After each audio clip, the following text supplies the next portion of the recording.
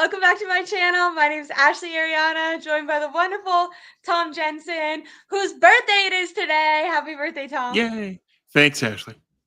65. I'm old. Oh no, you look perfect for your age.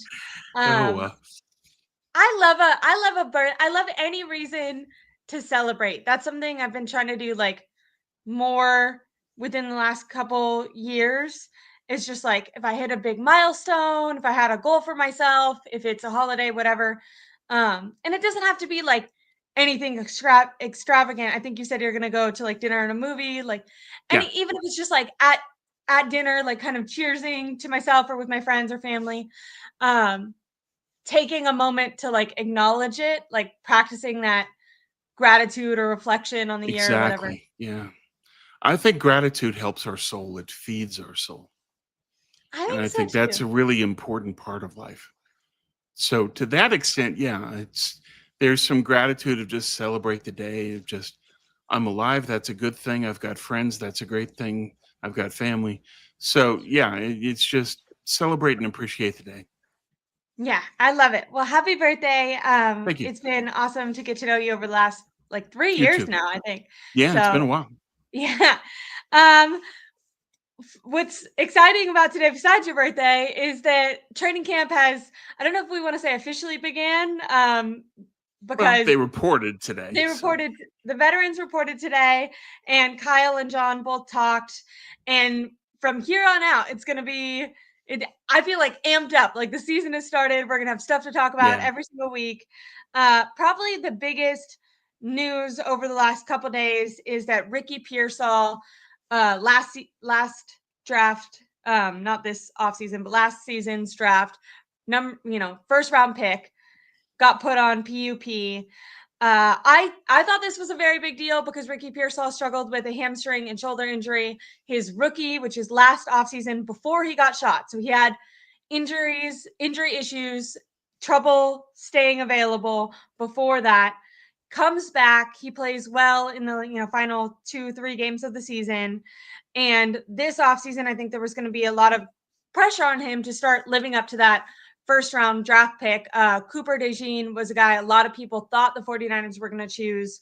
And He ended up should going with have. Philadelphia and Yeah. literally played like an MVP level player in the Super Bowl and had an amazing season. And now the 49ers could use someone at his position on their team. And Oops. it's not, I'm not trying, I feel bad. I'm not trying to down Ricky because it sucks to be injured, but part of being an athlete is availability. A professional athlete is Yeah. availability. I think a lot of us would love to do it, but our bodies just, for whatever reason, break down. And what makes athletes, professional athletes, so unique is that they can perform at such a high level, so rigorously, and stay healthy. And if that's something you struggle with, you're going to struggle to stay in the league a long time. Um, After the news broke that Ricky was put on PUP, there was a couple of reporters that I feel like tried to damper the situation, and they basically said if you were injured at all during OTAs or mini camp and reported early to training camp, you were going to be automatically put on PUP. This was something that David Lombardi said, and Matt Mayoko kind of reiterated something similar. So Okay. when I read that, I was like, okay, they were suggesting he's going to come out and play day one of training camp. Like he's actually not that injured. This is just the injury you've already heard about. Mind you, when this injury was announced in OTAs, Kyle said it was no big deal and that he basically he could play in OTAs if they had a game and it was necessary, but they were just being overly precautious. Well, today is the day that we got the actual facts. Kyle let it slip, originally saying it was a very bad hamstring injury, and then quickly corrected himself and said, well, it was a normal hamstring injury, after saying it was very bad.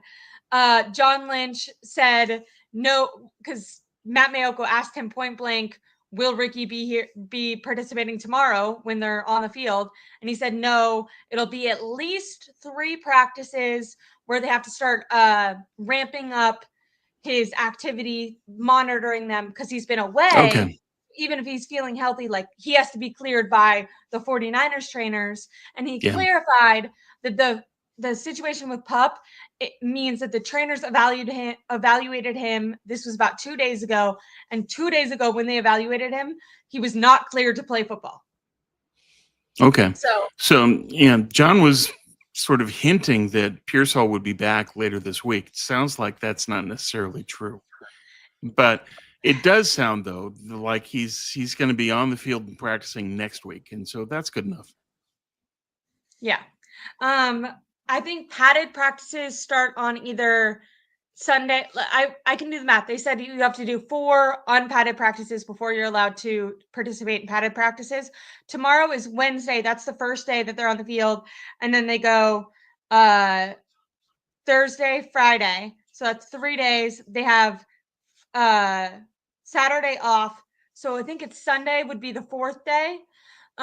Sunday or Monday is when they're going to be in padded practices, and that will be a good day to check back in on, Tom's article and on my YouTube channel to see if Ricky Pearsall is actually out there when the padded practices begin. Yeah. I understand them basically saying, even if he is pretty much good to go right now, they don't want to throw him into football until if you rehab your injury, you can't just start sprinting right after. You have to start. You have to work up your cardio shape.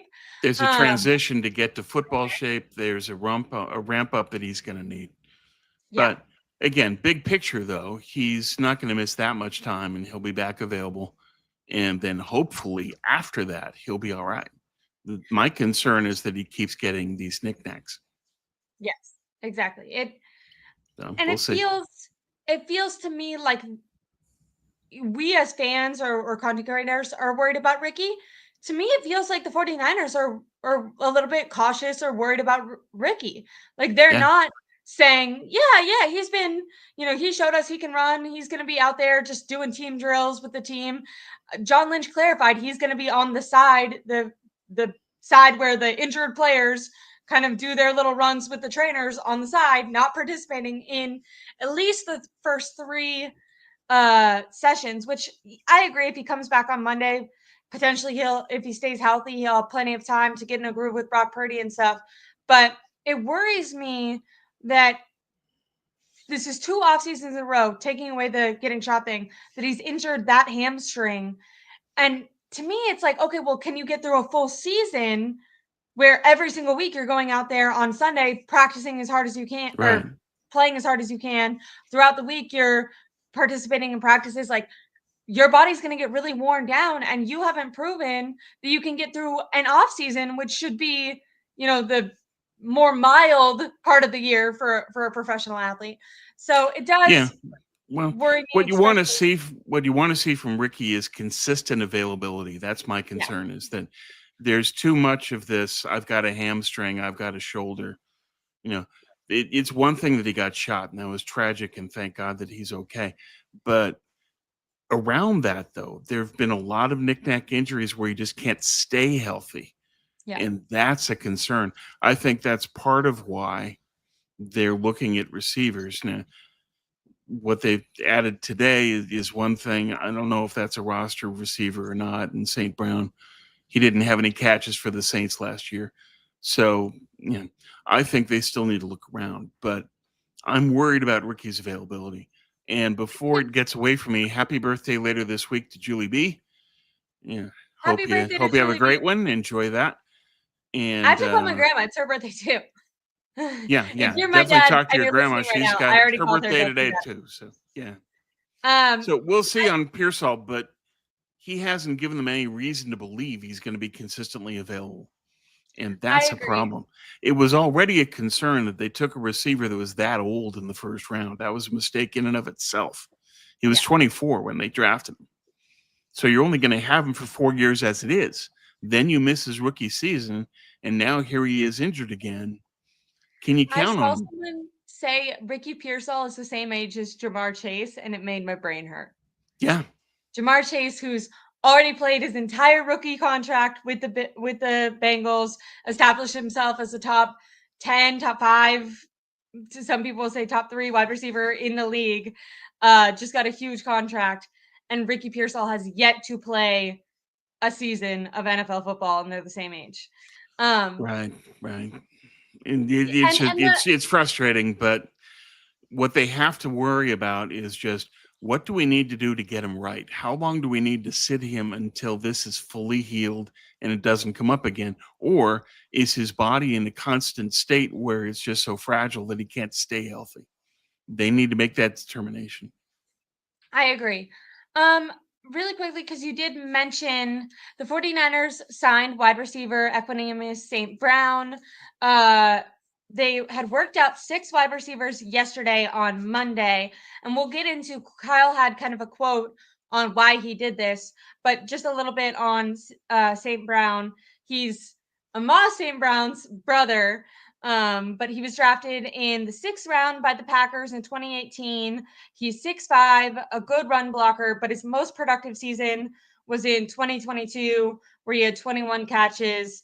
I don't think that he will make the team. He sounds like a camp body, and I'll go on to explain Kyle's comments, where I feel like Kyle suggested he's a camp body. Yeah. We'll get into Brandon Ayuk and Jauan Jennings in a minute, but everyone is aware Jauan Jennings is either holding out or holding in. He's having contract disputes. Brandon Ayuk is on PUP and not expected to return anytime soon. We'll get into that later. But the reason that the 49ers worked out the wide receivers yesterday, and I agree with you, Tom, they might need to work out some more or look to trade for like Amari Cooper, or I know you haven't said you don't like Cooper, but for someone who could actually be impactful.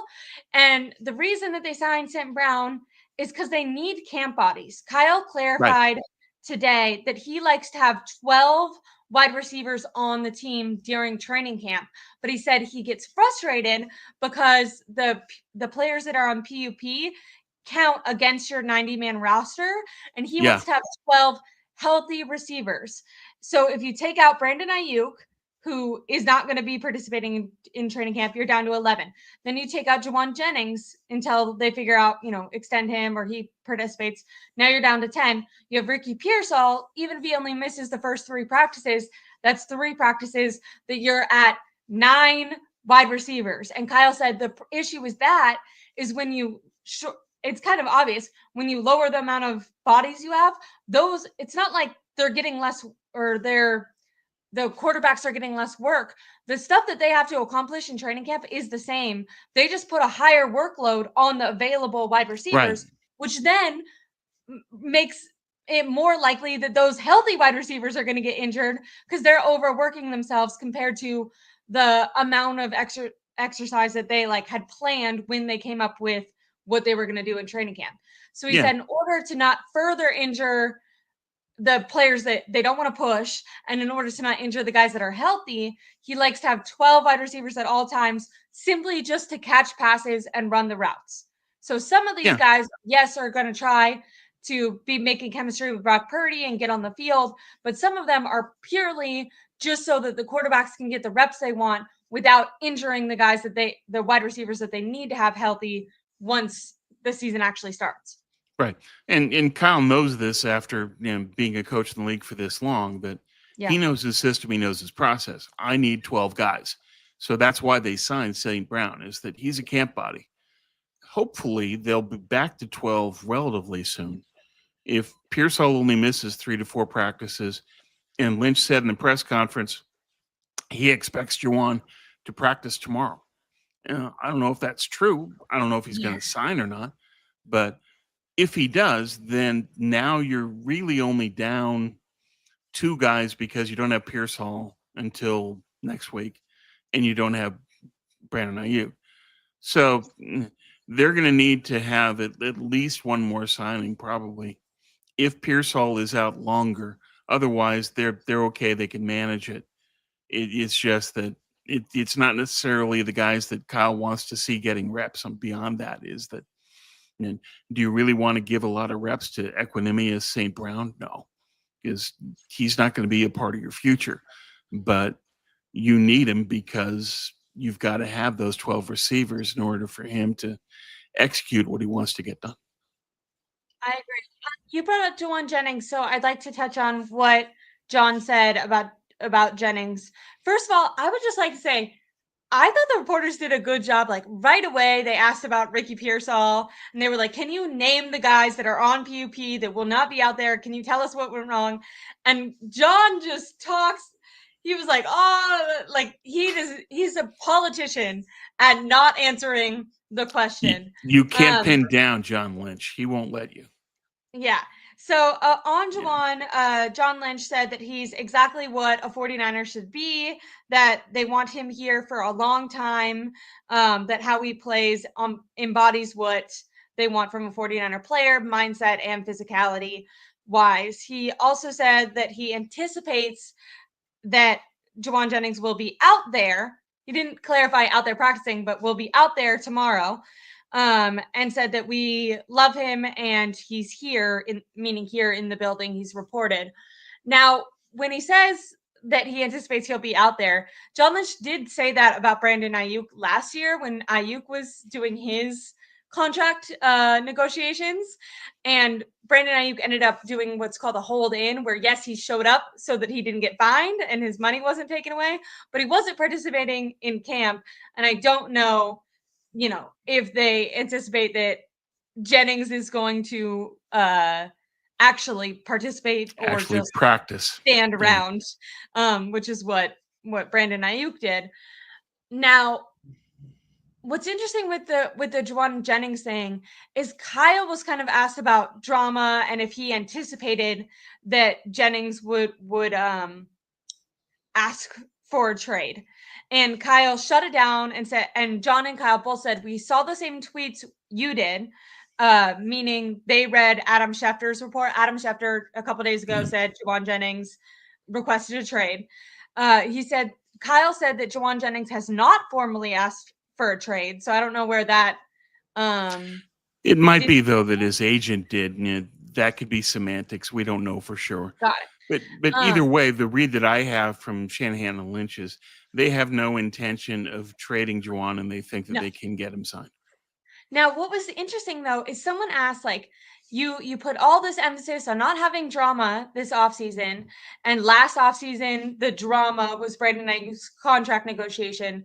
Did you anticipate that this would happen with Jennings? Was it a priority for you to sign him?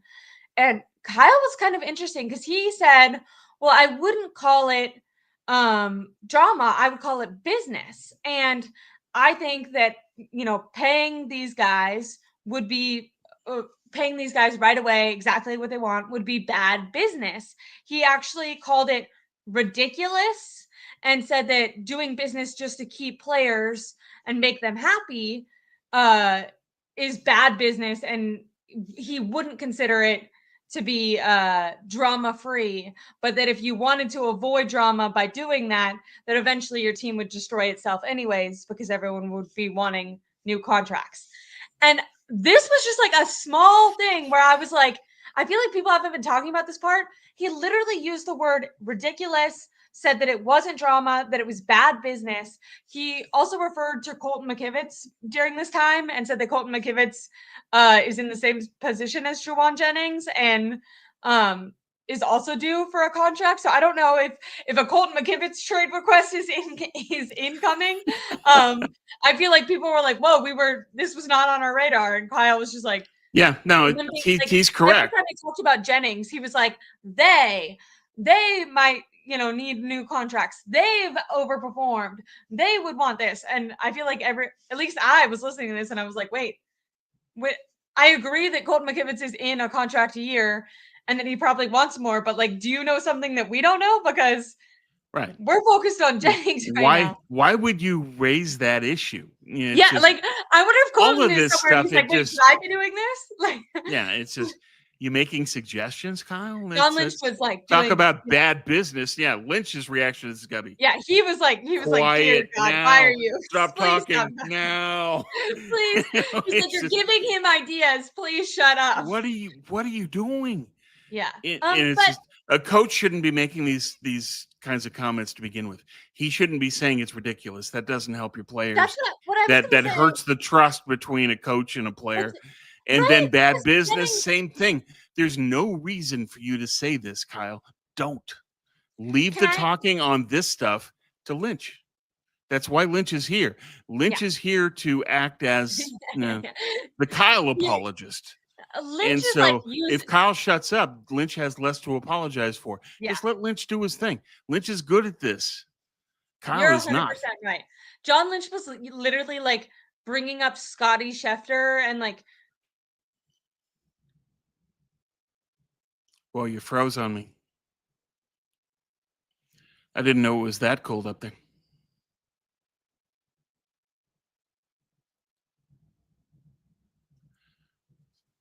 Are you there?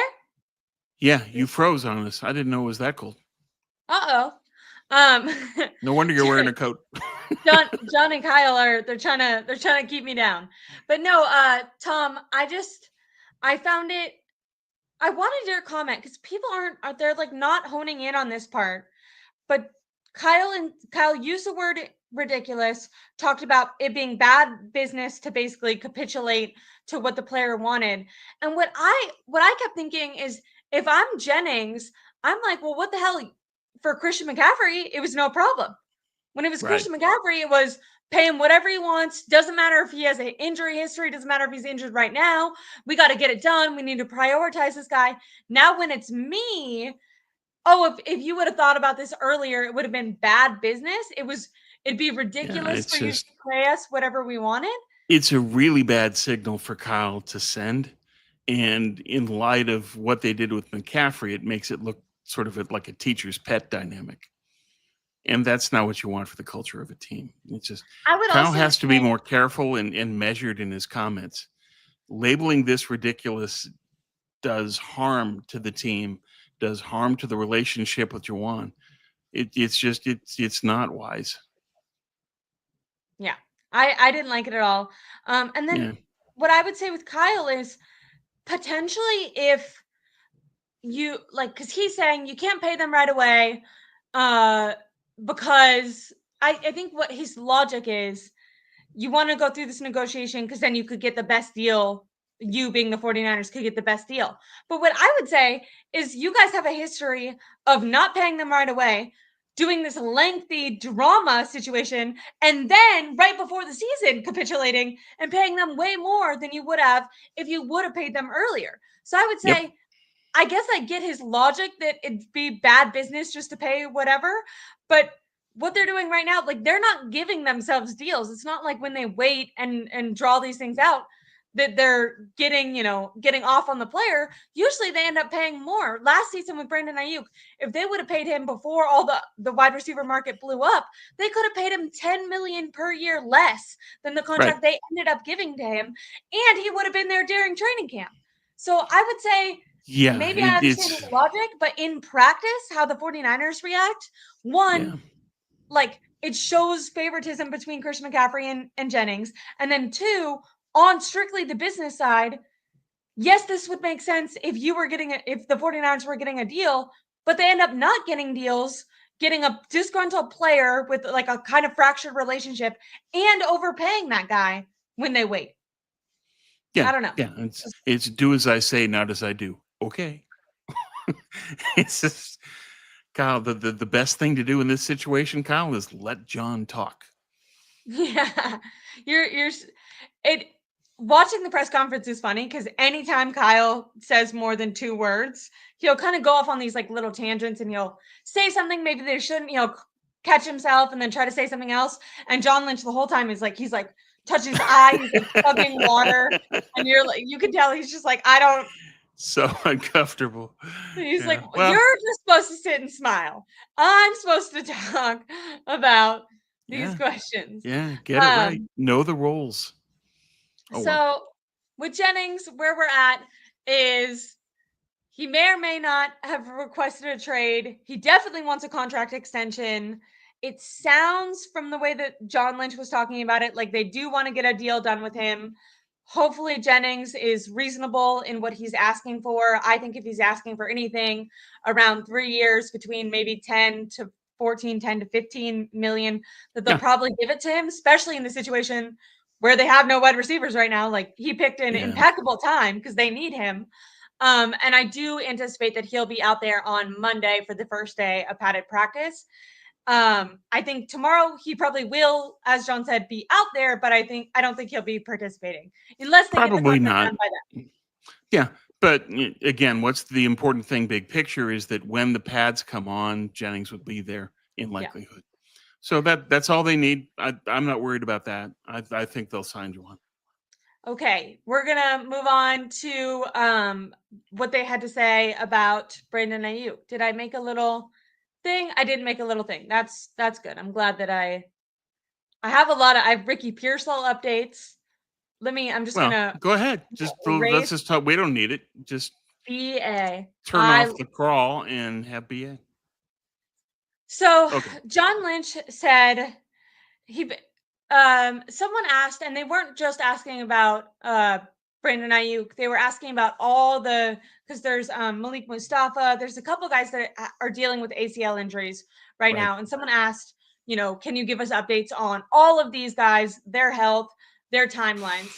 And when it came to Brandon Ayuk, the first thing John Lynch said is he really messed up his knee. That was the first thing out of his mouth was, we need to calibrate. Was this a clean ACL tear? No. He messed up his ACL, his MCL, his PCL, and in his own YouTube channel, he also mentioned that he messed up his meniscus. Now, I don't know if that part was actually reported on, but we know that there's a lot of damage. And right out the gate, John Lynch basically said this is a very serious knee injury. He said that Brandon Ayuk has been rehabbing outside of the facility all offseason. So they need to get him in the facility so they can do their own assessments on him, that they're nowhere close to a return timeline, that they hope that he can return in the first half of this year, but that they're not sure, meaning that it could take all year or later in the year to heal. And this is interesting because I feel like Matt Mayoko and different people have been saying like he could be back for week 1. Both John Lynch and Kyle were really poo-pooing that. Not like they didn't outright say it's impossible, but they were like, we need to be realistic. He suffered a major knee injury. We have to take him through with our trainers, continue to rehab with him. They said the one positive that John Lynch said is from all the check marks that he's supposed to clear, he is on the right track. He's making good progress. But I think people, when they hear he's making good progress, they think he's doing good. Like he's ready to start playing again. And what they're saying is, no, like what happened was really bad. And it's going to take a long time if you step by step clear these check marks. And this is good. He's not like, regressing. He is clearing the check marks, but we're on a long road and he's not, done yet or even close to done yet. Well, Lynch is doing the smart thing. He's recalibrating expectations after those reports from Mayoko. And that was what we were all assuming anyway, really, before we heard any new reports on Ayuk's condition. Everybody came into this assuming that Ayuk would come back maybe week 8. And then there was talk of it might be week 5. It might be earlier. I think you and I talked about. I think that's just, given the damage that's been done, I think that they would be wise to wait a little bit longer, especially given the importance that Ayuk has to this offense. You're going to need Ayuk, especially in the latter half of the year. And if you make the playoffs, you're going to need him then. And so you need him healthy. I wouldn't take any chances. They can say, we need him for week 5 against the Rams. No, you need him healthy. And so I would be cautious. And it sounds to me like, at least, Lynch is injecting caution and saying, this is a major injury, number of ligaments. And so even if he's making progress, that doesn't mean that he's going to be able to play within 5 weeks. I'm not expecting it. I don't think anybody else should. I think that it's going to take some time. And even if the doctors clear him and say he's okay to play week 5, I still wouldn't play him then, because I'd let him get into football shape first, then start playing games. So if he plays before week 8, I think that's gravy. But I don't think he'll play sooner than that, or he shouldn't. I guess is my take, is that be cautious with reason, because the importance of the player is such that you need to be cautious. What you're saying about like getting in football shape is also interesting if you think about the way they're talking about Ricky Pearsall, and they're saying, yeah, like maybe he can run right now, but we can't just go throw him in drills. We need at least Right. 3 practices to really like make sure that he's adjusted or he will get hurt again. Um I initially, like you, was thinking it was going to be a little bit closer to week 8. When Matt Naoko was coming out and saying week 1, that's when I started kind of looking, okay, week 5, but then I saw week 5 was a Thursday night game. I know from last season when they brought back Joy Greenlaw, they tried to wait till after there was a short week that week as well, so they brought him back that second one. So I have been eyeing the Tampa game, which is week Okay. 6. Week I 7 think is that's a still home too game. soon. Yeah, I week 7 wouldn't is I a home wouldn't game. do So it. And just to pull up from the chat, I think Papa J is exactly right. Is that he's at the beginning of the end of his rehab. I think that's a good way to put it. yeah, I love that. I love that. And that I like you. I commended the way John Lynch like approached the conversation. I think a lot of times, and Kyle kind of made a joke like, "Oh, well, when we give timelines, you try to like hold us to it." And John Lynch very much was like, the exact quote was like, he was just like, "We are nowhere close to having a certain timeline," which is basically saying like, we need to get him in our facility. Our trainers are gonna assess him because he's been working elsewhere, which I'm not opposed to that. He has a lot of money. Maybe he has trainers that are specialized in making, figuring out stuff for him. But now that training camp starts, he is going to be there. He's going to be participating in his rehab there.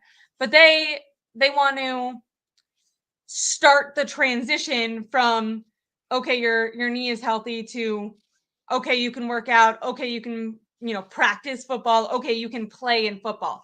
And that is still going to be a long timeline with the severity of his injury. And I felt like Lynch was careful. Like I said, the very first thing he said, he was like, regarding BA, it was a serious knee injury. This was Yeah. not a clean tear. It's going to be incredible if he comes back, and if he comes back and can play up to the level he did the year that he got paid, and even better, that'll be awesome. And I hope that for BA, but I don't think anyone should be putting pressure for a timeline on him. Yeah, agreed. So that was it when it came to there was lots of wide receiver talk going on.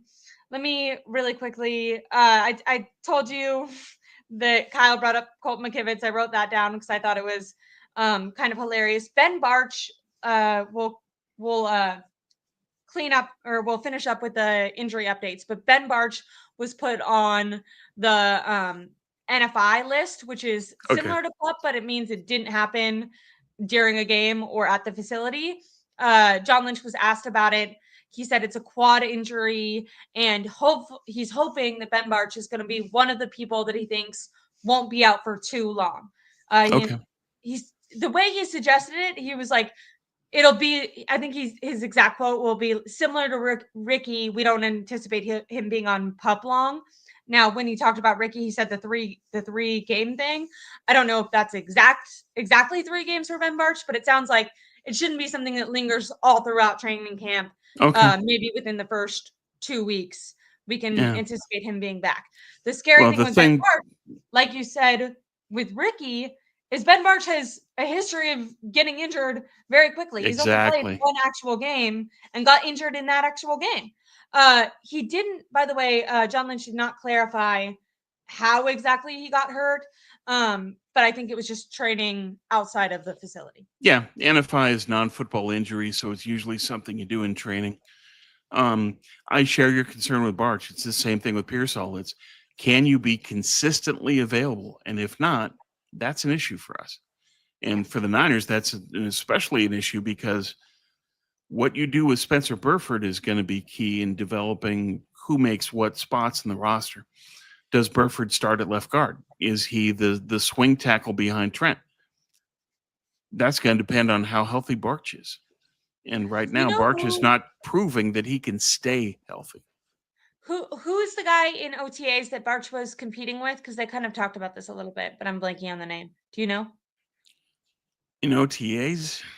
Do you know like who was competing Well, for that guard position? Connor Colby, the rookie, Got it. it is one, and that they liked what he was doing. You got Nick Zakel, I think who's a Zakel's veteran of the team that was also part of that mix. But yeah. basically, it's Burford versus Barch, and if Barch can't stay healthy, then I think for continuity's sake, you're much better off saying, okay, Spencer Burford's our starting left guard. Yeah, and they And you have Andre Dillard becomes the swing tackle instead. You've got it the must have depth to been do that. I would rather have that than trot Barch out there and then he gets hurt the first game. And now, after Spencer Burford's been practicing and gearing up for swing tackle, now you say, oh, we need you at left guard now. You just, no. Just put these guys on the track so that you've got continuity that builds over every game. I'd rather have that.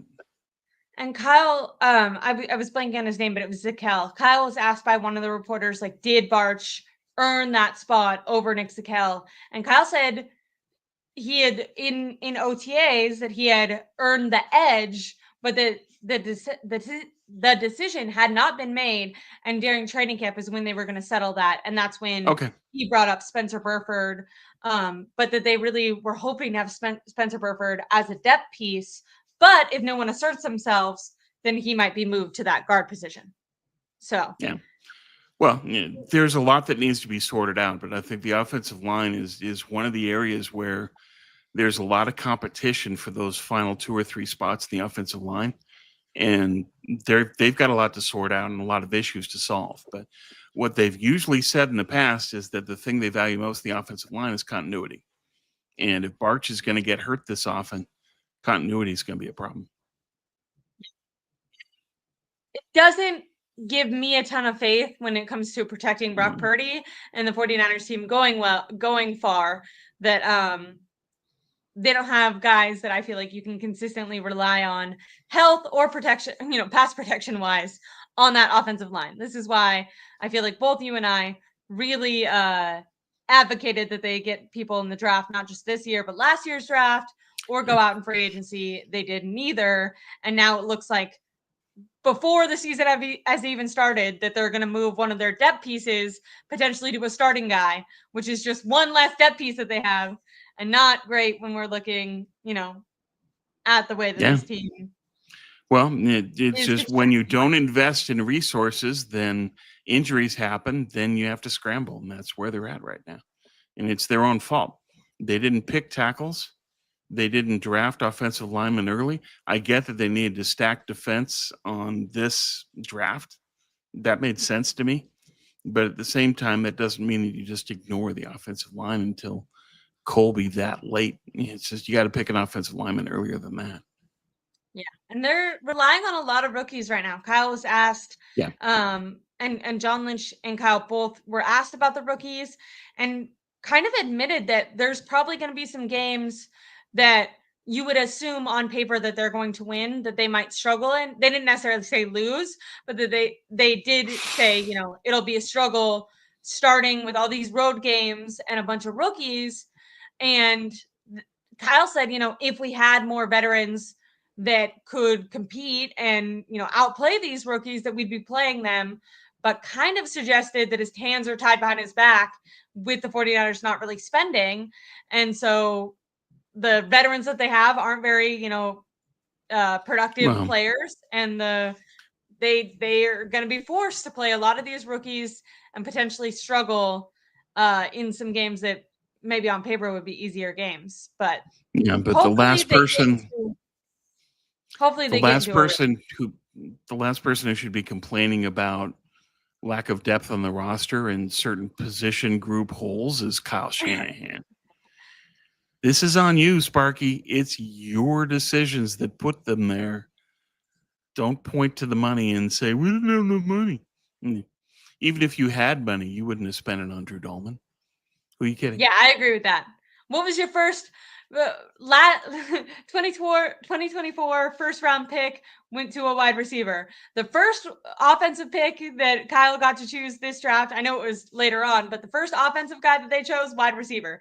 So let's not act like you really value the O-line, even if you, had the options. Now, Do I think it's good that the 49ers decided to pull back, especially when they could have gone and got, a good center in free agency, or maybe some guards in the draft? It's going to be interesting to look at this upcoming draft and the guards that went around the time that they were drafting, and kind of say, hey, could these guys have made an impact? Could they have helped protect Brock Purdy, keep him healthy? Because Tom and I have said it over and over again, but when the 49ers lose the Super Bowl or don't get to the Super Bowl, it's because of this O-line. There's a lot of factors, but that is there's always a lot, but that's the foundation of the loss. That's like the through line, right? Like sometimes it's exactly Kyle makes a bonehead decision, Christian does this, someone, Debo does this, but they're the one thing that no matter the game and no matter the situation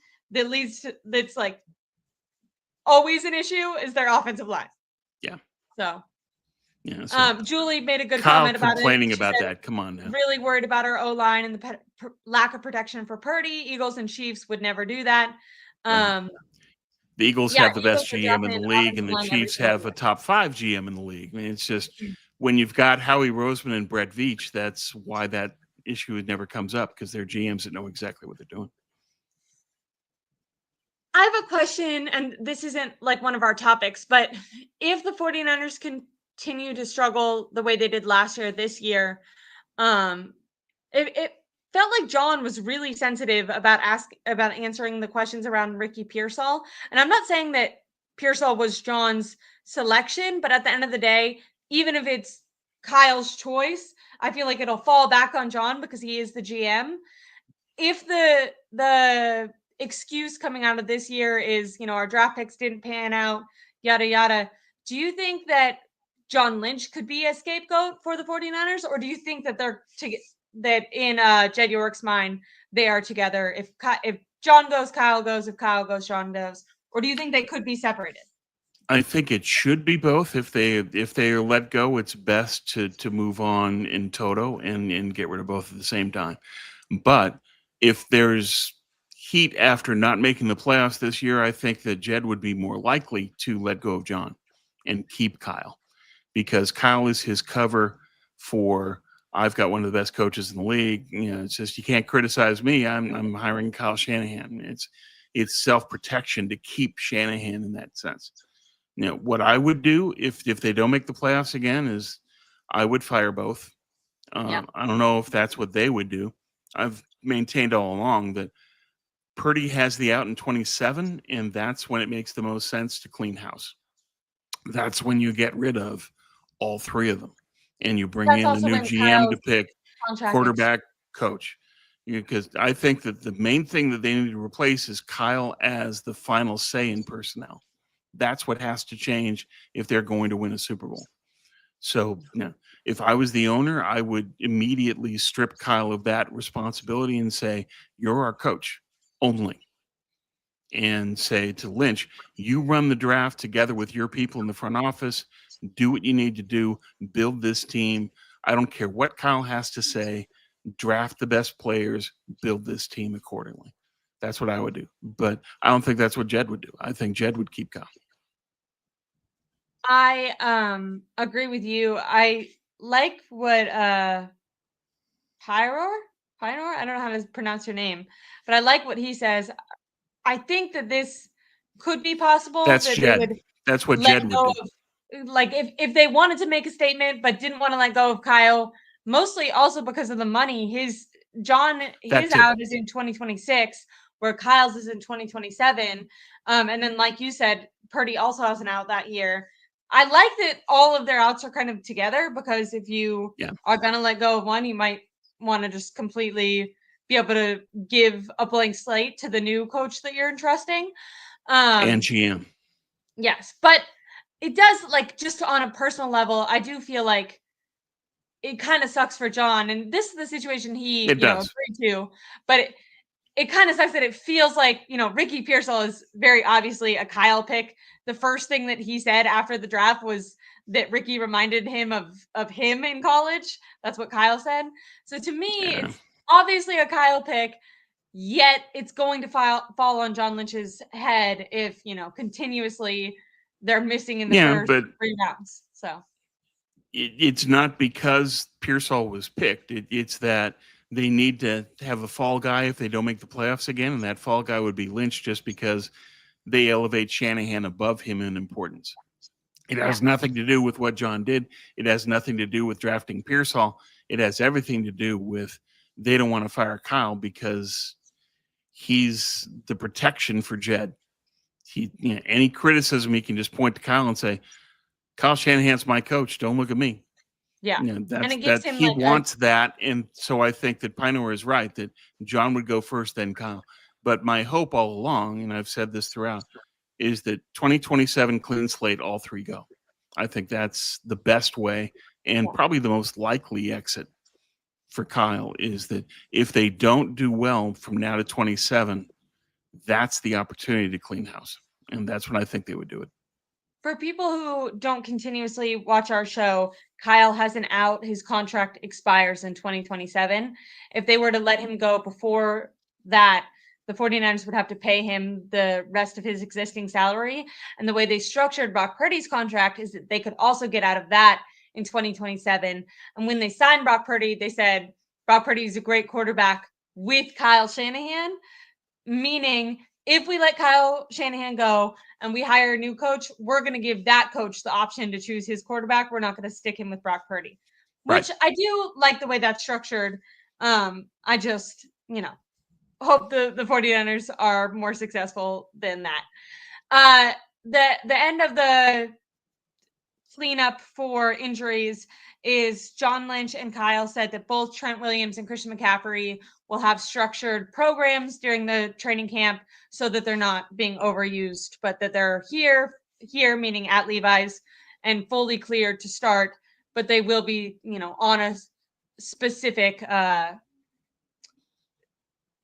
what is program. It? Not regimen. Well, like they call it in the NBA, load managed. Load management. Yeah. Right. Which I'm pleased to hear. I don't know how much smart. I hope they stick with load management with Christian McCaffrey once the season starts. And I am excited once they're on the field to see how Jordan James, the Oregon running back. I'm interested to see what he can do. What did they say about Malik Mustafa? When they were talking about the ACL, someone specifically asked about Malik Mustafa, and John Lynch kind of spiraled that question into just answering about BA. But he did say he hopes that all of them, Malik Mustafa included, play. He not anticipates, but he is hopeful that they'll all be playing in the first half of the season. So he didn't specify about. So he doesn't think Mustafa will play until week 8? I mean, once again, maybe he really transitioned it into like a IU topic. So maybe Malik Mustafa will be fine, week 3 or something.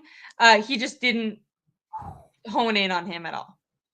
Okay, well, let's put it this way: if Mustafa doesn't play by week 5, that's a real problem. Yeah. You know what I did? You know what I did say? Sorry, I totally blanked on this. He did say it's a little bit longer with Malik Mustafa than it would be a normal ACL because it's a re-injury of the ACL that he had already torn. Right. So he, like Ayuk, has certain benchmarks and the timeline is a little bit longer than if it was a clear ACL. That I forgot. John Lynch went through the extra step of clarifying that the injury, what the ACL that he tore was a previously torn ACL. And so that the rehab might take a little bit longer. Okay. Well, that's what they should do because when you re-injure it like that, that can be a real problem, as we've seen with McCaffrey. Well, the 49ers need Malik Mustafa on the field because desperately. That's my biggest concern going into the Seattle game is that if you're starting safeties are Jason Pinnock and Richie Grant, good luck in your business career. No, guys. Jair Brown, he's going to be out there? No. Justin Simmons, Julian Blackmon, both are free agents, both are unsigned. Sign one of them. Yeah. I don't understand why they haven't done that. You've talked about Justin I don't get Simmons it at all. Yeah. You've talked about Justin Simmons before. Can you explain a little about him and why you want them to sign him and why former All-Pro, one of the best safeties in the game, who is capable of playing run support and pass defense, but he fits what the Niners need to do. What the Niners primarily need is a ball hawking free safety to play center field that's smart. That's Simmons, and that's also Blackman. Both of them can do that. It's just either one of them would be, arguably the best safety on the team if they signed him. And if Mustafa is going to be out for that long, are you really confident and comfortable starting Richie Grant for that many games? He's not a starter. So, that's my biggest concern going into the year is they've got to do something at safety. They can't just say Richie Grant will be fine. What if he's not? And then you say, okay, now what do we do? You can't go back in time and sign Blackman or Simmons. They got to do that now. Too expensive? Like, why are the 49ers not making that move, do you think? Are they too expensive? Money. Not that they're My actually guess- doing 49ers My have guess the is money. money. But got it. They are up against what the Yorks want to spend in the roster, and that's why they haven't spent more money. That's my guess. Okay. Well, it definitely will be interesting to look at the safety position during camp. Right now, we have Richie. We have Jair Brown. You don't think Brown will end up starting? I know Robert Saleh didn't seem super high on him when he talked about him. No. Grant got more time in OTAs than Brown, and Brown has been regressing. So I think Grant would be the guy that would get the nod. Another interesting, maybe, what are they going to do now that they lost this guy to look at in training camp? Fred Warner also talked today. Fred Warner and Brock Purdy were the only two players that talked. So kind of, quarterback of the whole team / offense, and then the leader on defense being Fred Warner. Fred Warner said he's really excited to see D Winters, that he felt like D Winters made a lot of progress. And he's excited for him to show that off. Now, obviously, Fred Warner's going to talk highly, but I don't necessarily think he would totally BS guys. I think he would just not say something, and he specifically pointed out Winters. Winters definitely had some flashes last year. Like a lot of these players that we've said, I just don't know if he was on the field or in practice enough to get better because he injured, I think it was his shoulder, and then he injured his neck for a while. So he would play a couple games. You'd see things, rookie mistakes that he did wrong.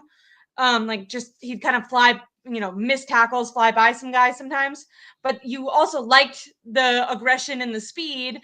And when it did pay off, you were like, oh, okay, if you did that more consistently, you'd actually be good.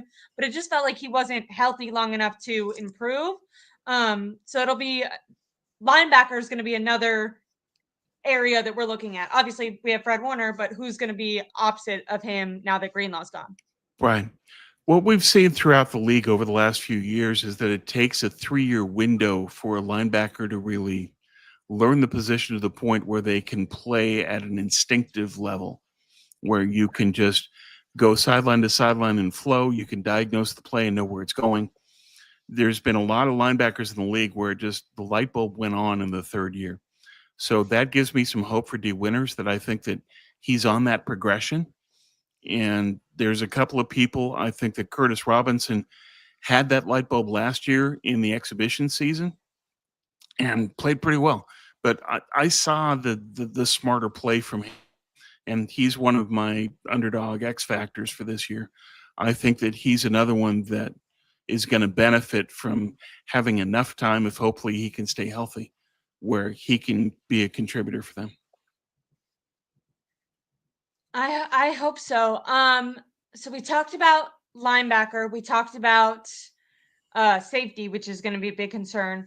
What are some other camp battles / maybe position groups that you want to be looking at? Like I said, first practice, veterans reported today, but first actual practice is going to be tomorrow. First padded practice is going to be on Monday. And then from there on, they're going to be 3 days on, 3 days off, 3 days on, 1 day off.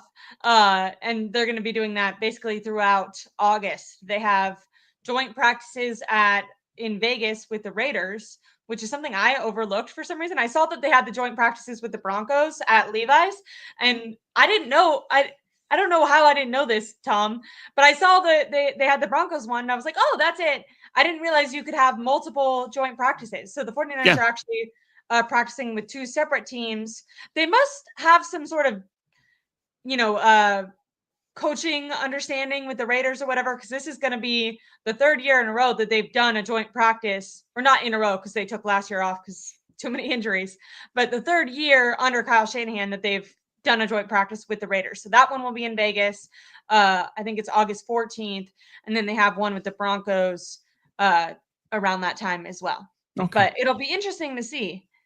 Yeah, well, they've spoken before about how those practices are even more valuable than exhibition games. That it allows them to see certain combinations of players, and in certain down distance situations as well, where they can learn a lot about a player just by figuring out, okay, who we're going to put in here within this practice setting, but against another team. They learn a They lot. can kind of conjure up a setting, right? Like they I think I've heard Kyle talk about this before too. Like the 2 coaches will kind of talk and say, like, I want to see this guy against these guys, or in this, against this lineup. Can we actually work through that? Versus in a preseason game, you still are kind of playing a game, so you have to. In preseason you have to. Yeah, preseason you have to respond to whatever happens. In this kind of a setting, you can plug and play. You can just say, okay, I want to take this guy and put him at linebacker. I want this guy and put him at safety. And if you could have a run and then a pass, that I want to test these guys and see what they can do. They put them under glass, basically, in the situation they want to see them in. So it's really valuable, but you need to be healthy, and we'll see what they can do. Hopefully that they can make that happen this time. But yeah, as you point out, the Raiders and the Niners have done this a lot. I guess it's just proximity. That in the past they used to do this when the Raiders were still in California, and Vegas isn't that far away. So it's convenient and easy for both teams.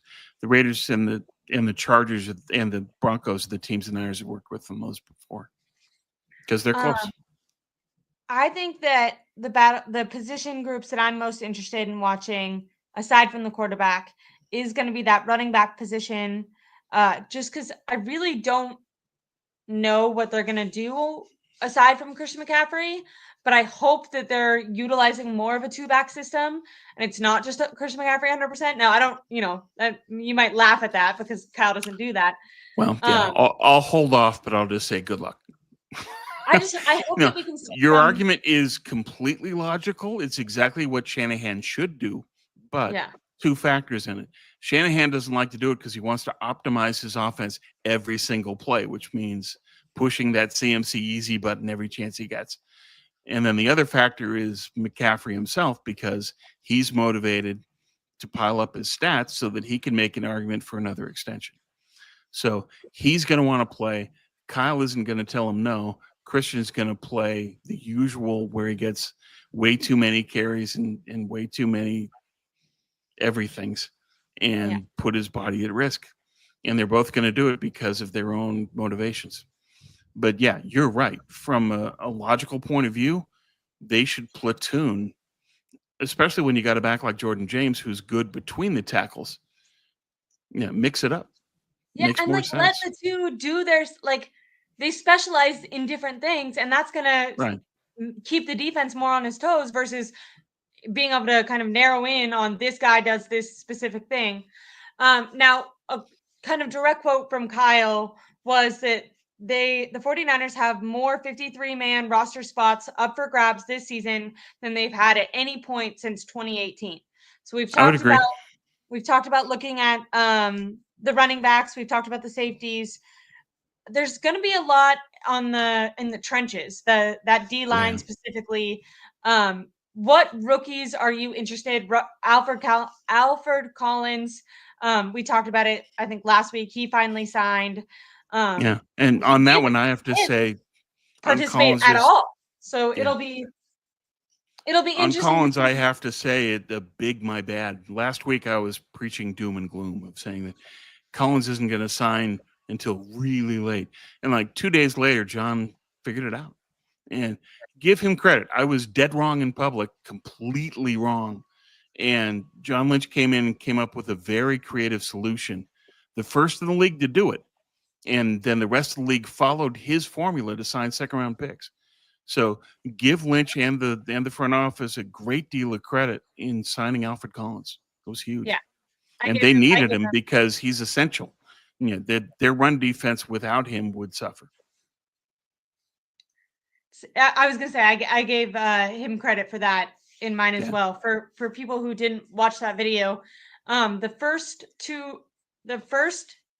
two picks of the second round, their teams gave them fully guaranteed contracts. So then all the second round players were holding out because their agents were probably saying, you can get that too.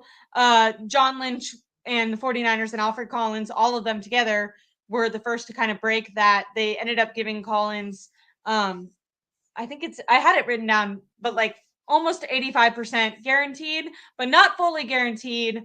So Alfred Collins came down a little bit. The 49ers came up a little bit. And I think that was an acknowledgement, as Tom just said, of it's so important for him to be here.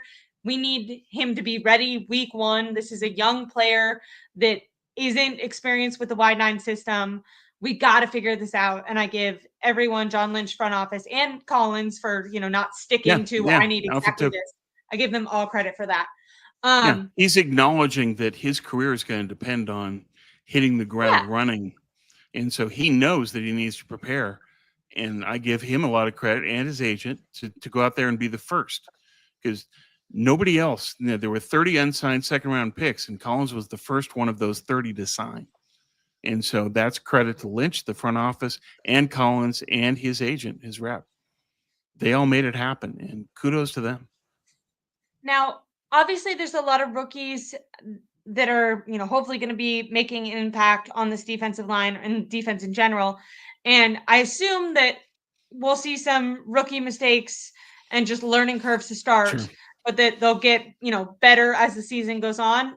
Maybe it's not good to assume that, but that's my hope, because I do have faith in Robert Saleh. And I think the majority of these picks, should at least be playable players that have, if they're not fully rounded, they have aspects of their game that they can excel at. And I think Robert Saleh will shield their, the things that they need help with and be able to accelerate or highlight the areas that they're the best at. But something that I found was interesting was yesterday morning, ESPN ranked the 49ers defensive. Now they said defensive tackles, so it's a little more specific, but said that it was a bottom 3 defensive tackle position group in the NFL. Do you think that's true? Do you think that's harsh? Yeah. It's kind of.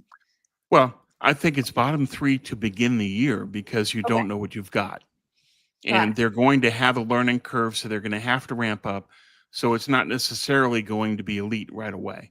They have elite skills, but now they need to learn how to use those skills within the system. And that's not something that you can just hit the ground running and do in week one. So bottom 3 to start the year, okay, maybe. I think that Collins and CJ Ward are solid players. But the concern also, I think, that feeds into that bottom 3 ranking is what's behind them, is that you don't really have a lot of quality depth there either. So that's a worry. But I don't think that they're going to be bottom 3 for long. I think that they'll be, if they can stay healthy, the rookies will carry them at defensive tackle. And you also get the benefit of Michael Williams sliding inside on third down on passing downs. So you've got a 3-man rookie rotation of guys that can really play and that have size and speed that can succeed. It'll take them a while to ramp up, but it won't take that long. And you've got one of the best defensive coordinators in the league in Saleh, and you've got some great players who played very well in college. So I'm not worried about defensive tackle, but I do think that you have to be patient with it. There's comments in the chat about Nick Bosa. Do you think Nick Bosa will have a better year this year than he did last year? Yeah, because he's got better talent around him, and he's got more depth than he's had before. And you've got, we tend to lose sight of the fact that they got Bryce Huff. And so that when they're in that third down passing down, you've got Bosa, Huff, Michael Williams, and then whoever is a decent pass rusher, probably West. I don't think it's Collins. Collins is not a pass rusher. It might be Jordan Elliott. It might be Yetur Gross-Matos coming inside. But either way, he's got the best bookend pass rushing edge since, in quite a while, at least 5 years. So I think that Bosa will improve just as the function of having better teammates around him. This is the I best love group he's had at defensive end, defensive line since probably his rookie year. that in having Robert Saleh back, who he flourished And under. Saul. Yeah. I agree with you. I know. I feel like there's some people that are let down with Nick Bosa's performance, and I would say I think he's still a good defensive lineman, but compared to defensive player of the year and the contract he got, he hasn't necessarily lived up to that. But yeah, I think let's see what he could do with quality teammates. Yeah, I want to wait the whole year if to his actually production doesn't improve, that's an issue. That's a question. Agree. Well, Tom, I think that is the majority of what we had to get through for. Oh, did you have any comments? They cut George Odom. I forgot to ask about that. What was your reaction? He wasn't physically capable. I think that he was at the end of his career anyway, but it does pose an interesting question going forward. Is that okay? You just lost one of your special teams aces. Who's going to step in and fill that role?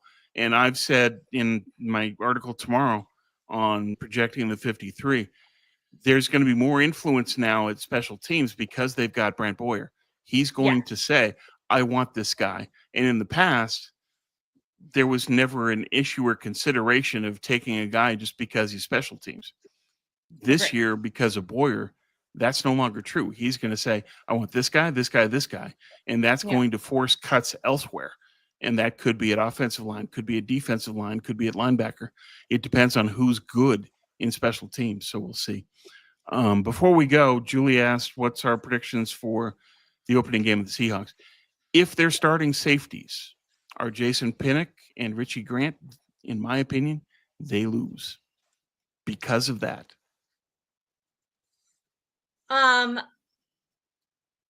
I want to be more optimistic. I want them to win. So I'm going to predict. Okay. I want to predict.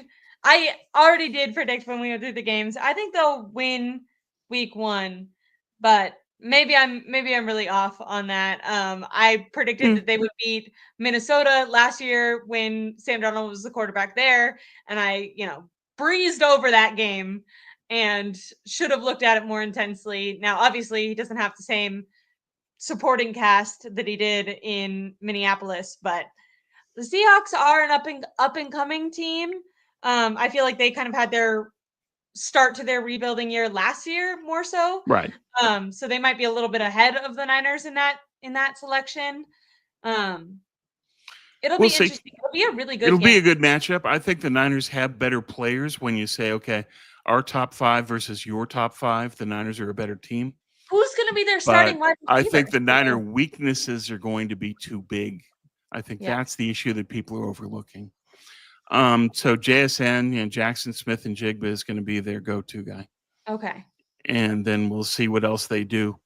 But they've got a better offensive coordinator. They have the college OC from UW. They had Ryan Grubb was their offensive coordinator last year, and he wasn't ready for the NFL, and he went back to Alabama to coach with DeBoer. And now they've got a Kubiak. So let's see what a Kubiak does in a Kyle offense against Shanahan and the Niners.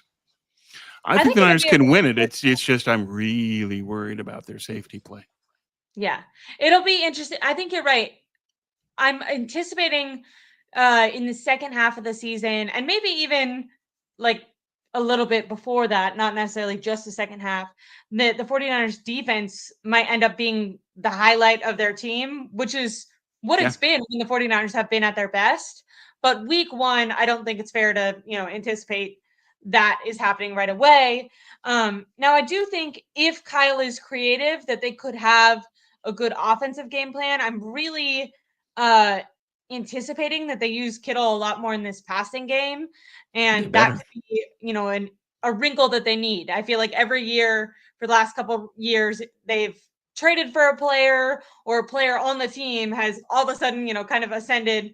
Obviously, Kittle is, a top, if not the best tight end, but there might be a revitalization if they really start to utilize him, giving him between 8 to 14 targets a game, that I would hope so. totally change his utilization. And the 49ers might need that, especially week 1. Even if they sign Jennings, BA is not going to be there. How healthy is Ricky Pearsall? It'll be. I'm not sure what the offense is going to look like, but I think I have more faith in the 49ers offense than in the Seahawks offense. So maybe it'll come down to I would agree with that. Can stop Yeah. Foot. If they target Kittle, then I think that would be smart. Part of this is matchups, is that Seattle's linebackers aren't great in pass coverage. That's a place they can be exploited. So yeah. I think that's somewhere we can go after them. Their safeties can be good in pass coverage, but their linebackers can be beat. And I think that's something that Kyle's going to need to work on. Yeah. This was regarding our earlier conversation, but Papa J kind of agrees with you. He says Bosa's going to ball out, so will CJ West. I hopefully agree. they'll play off each other well. Cliff's Super Bowl, I think, is bringing up an underrated issue that we have not discussed, which is if Jake Moody's on the team and the 49ers decide to not go for it on 4th down, the Seahawks will win, because we cannot be relying on Jake Moody. Now, Tom was kind of saying he thinks Brant Boyer is going to be making some calls when it comes to special teams. I agree. Just from his one interview that they had about a month ago, it turned out that a lot of the later round draft picks he seemed to heavily influence. He wanted those guys as special teams players, and Kyle deferred to him, which we haven't really seen before. But they've been so bad on special teams that I like that, Brian Boyer has been really great with special teams in the past, and they might just kind of be handing that over. So hopefully we'll see what happens at kicker. But this comment made me laugh. And then one of our last comments before we get out of here. Thank you so much for the super chat. Foot is an interesting name, but I appreciate it nonetheless. This receiving corpse is in such bad shape. Really hard to imagine this offense being a success with just Kittle and a broken CMC. Real talk. I think that's why Tom and we said, or at least I said, one of the main things outside of the safety positions that I'm going to be watching in training camp is what they do with the rotation at running back. Because if they can not just full force steamroll Christian McCaffrey into the ground, and they can actually find something utilizing 2 running backs, getting the most out of Christian McCaffrey in the passing game and then on the edges as a running back. But for the tough yards that you're just getting hit and you're only getting 2 to 4 yards, do that with Jordan James. I think that'll be really effective for the running game. It's more about, do we actually think Kyle's going to do that, or do we think he's just going to hand the ball off to Christian McCaffrey every single play? That's a run, or the latter.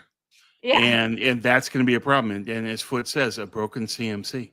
And what's the fastest route to a broken CMC? Kyle pushing the easy button. Yeah. So I agree with Ashley entirely. And it's also within Jordan James' skill set to run inside. I think they will use him for short yardage and for red zone.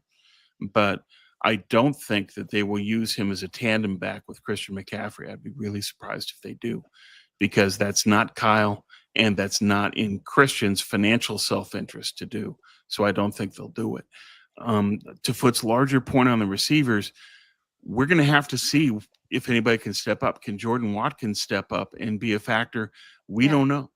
We're going to have to see, but he's going to need to play a role, and we'll have to see how he does. Garendo is going to have to be used sort of as a mini Debo, where they're going to need to use him as a gadget player because he's so effective in space, because he's quick. You've got a track guy that can run a really fast 40. You need to just get him in space and go. I think that the Niners are going to have to win in different ways this year because the receiving core isn't what it should be.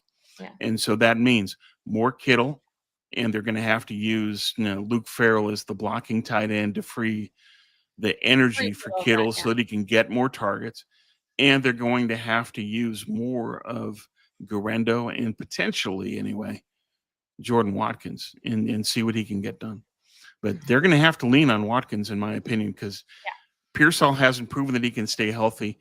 Kyle hasn't proven that he trusts Jacob Cowing, so that leaves Jordan Watkins. Even if Pearsall is healthy, they didn't really utilize him. Like his game isn't speed. So you're right that they really need to hit on this Jordan Watkins pick, because they're going to need a guy that can, spread out the defense. And right now, the only player that they have that could potentially make the 53-man roster to do that would be Watkins.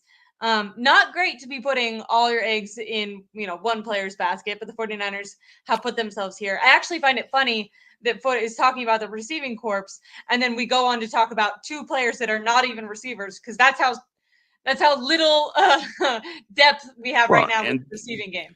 But that's what they're going to have to do. Kyle's Yeah. going to have to utilize some sleight of hand to compensate. This, by the way, is the also fact why that Jennings will get paid. Oh, sure, no doubt. Like, whether or not he's worth it or not, he picked a great time to be like, what do you, there's no way, you don't need, you have to have a starting wide receiver on the field week 1. Right. He couldn't have picked a better situation and scenario to say, I'm holding out. And then they're saying, and then they're saying, oh, we'll just wait you out. And then see, really? So they can't do it. But so you'll have Jauan Jennings for third down, possession receivers, short yardage, whatever. But what they don't have is what they need from Ayuk. And can you get something from Pearsall? Maybe. But I think the knickknacks are starting to show that he can't stay healthy. It's not a question of his talent, but his availability. And so Jordan Watkins is going to have an opportunity to step into that role. But there were times in OTAs when Watkins didn't know the play correctly, ran the wrong route, and then Brock threw to a spot and Watkins wasn't there. And we know that Kyle's history is, he's so if strict you don't know my offense, you sit. And he's going to nail gun the guy to the bench. And so Watkins that's one of the challenges for Watkins in this camp. He has to prove he knows the playbook forwards, backwards, sideways. That's how he can play. And he's going to, if they can succeed offensively, I think Watkins will be a part of that. I agree with you, Tom. And it's definitely scared. It's like, no, please avoid the doghouse. We can't afford to have you in there, Watkins. Now, hopefully by this point, they've had 40 days off. He's really learned the playbook, because we do know Kyle is hard on all. He doesn't want to play any rookies, but specifically he's very hard on the wide receivers, because he feels like that was his position, and he maybe didn't have the talent, but he had, according to him, the work ethic and the brains to really memorize. So those are the things he values the most. That's why he liked like Nick Foles, or not Nick Mullins, like the best out of all the quarterbacks. He wasn't that talented, but he saw himself in the work ethic and in the studying the playbook, that type of thing. This Kyle projects himself into these players a lot. Yeah. And says, he's me. And Kyle likes to see that. Foot says trade for Terry. Yeah. The problem there is just, I don't think Washington is going to trade McLaurin. No. And Adam Peters knows what he's doing. He knows that he can't let McLaurin go. I just think that that's going to be a protracted contract negotiation, the way the Niners had to deal with Ayuk last year. McLaurin is their Ayuk this year in Washington. I expect him to stay. I completely agree. Sorry, I saw some tweet that people were overreacting to the St. Brown news. I don't think that's true.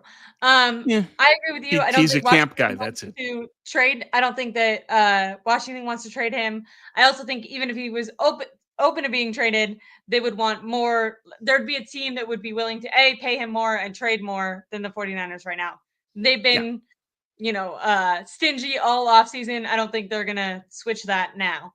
I just think that they're gonna, probably sign Jennings and kind of cut their losses and hope that the rookies pan out. This was an excellent show. We're still talking and we're, over an hour into this, and we could keep going.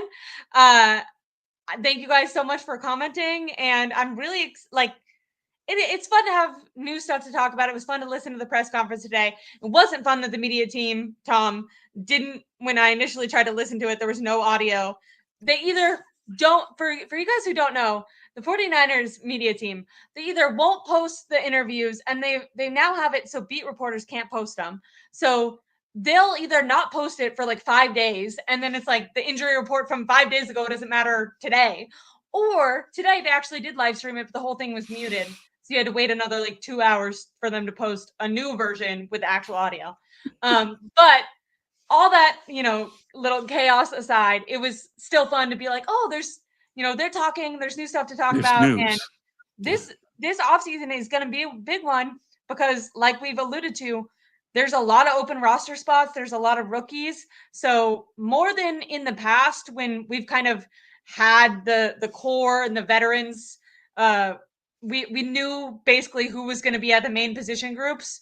There's a lot of open spots, and there's going to be a lot of competition in not only these practices, but the joint practices and the preseason. So it's going to be a very interesting offseason or training camp for the 49ers. Make sure to like and subscribe to my YouTube channel. I'll be going live tomorrow and trying to give you guys breaking news, or not breaking news, but recaps of the camp. And then Tom, he has an article coming out tomorrow about the 53-man roster, and he'll be writing articles throughout camp. Follow him on Twitter. It's NinerCast.